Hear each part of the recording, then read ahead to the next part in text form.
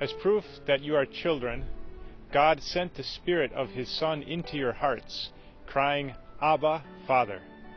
These are amazing, even awesome words of St. Paul that tell us that we are, on account of our baptism, invited, even immersed in the great mystery, the unfathomable mystery of the Blessed Trinity, because God Himself speaks from within our heart.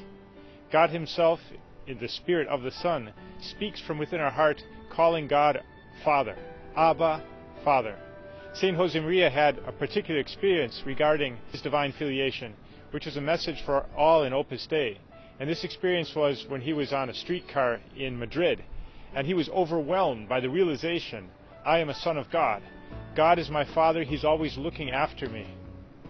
God is present within the heart of all of us as Christians, so that we can speak as the Son of God, even as Jesus Christ, calling God Father.